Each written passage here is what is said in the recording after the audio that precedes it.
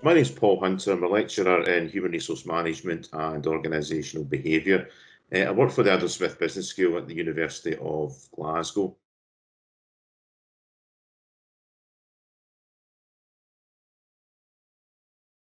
I'm very keen on interaction, collaboration, and having a constructive environment where students feel comfortable about interacting with me and interacting with the content.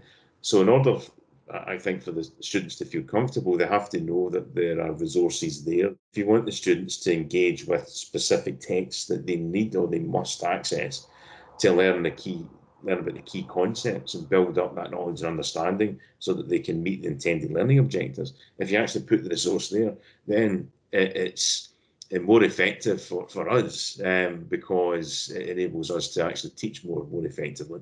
And it helps the students because they have that direct access. It's also useful to pick and choose what you want from the text. You can pick and choose certain sections or certain elements of the text and highlight those elements, like a particular case study, for example, and draw the student's attention to that. So it enables me to keep that level of consistency so I know that the students are accessing the same information.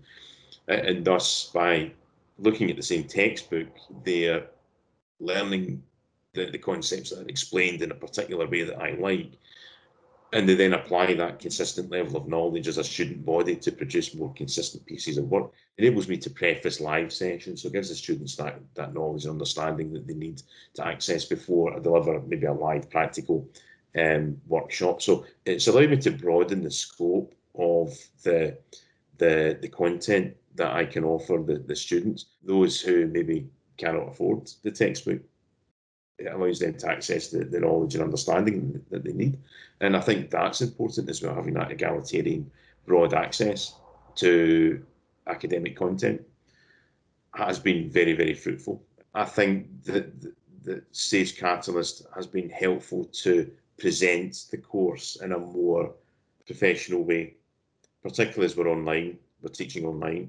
And I think it helps us to do that in a more professional, structured, and engaging way.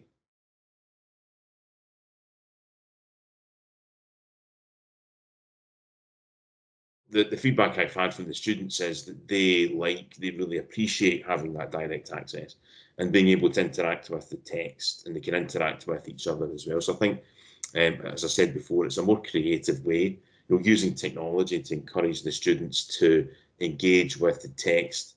I would say that they definitely engage more, and they consequently are more keen to attend the live workshops, and they're more keen to provide you with the work that you want them to submit. The students have been able to access a much broader range of material directly at the fingertips. And I think that has resulted in better levels of knowledge and understanding.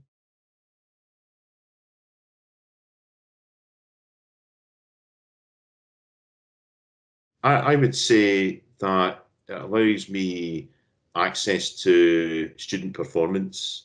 What the students did, and they did very well, was access the text, read it, and then start adding comments within the text itself. So I could see specific students doing specific things, and you start to see discussions emerge.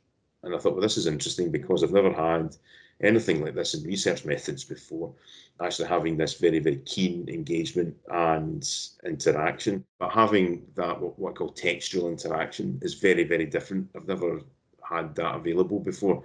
So I think that's been interesting. So in real time, you can go in and you can interact with students, you can add comments, and you can set up activities based around the text. You can see qualitatively what they're doing in terms of the comments that they're adding. So that indicates how they are interacting with the text. And you can see that they're learning because they're explaining what they've learned within the text itself. But that, as I said, ties in with the metrics, because the metrics tell you quantitatively how many students have actually accessed the text. And you can link that with the number of students who have actually done something substantive by adding text and by adding their their thoughts directly within the content. And it helps you to identify specific moments in the course or specific chapters that have prove to be popular or perhaps unpopular. It forces me to ask myself, why are the students not reading that particular chapter? Why are they not engaging with that element of the course? And that forces me to kind of rethink how I can design and deliver that particular content. It's been a real plus for me. I think it's been really advantageous, and I can't stress that enough, particularly in these times.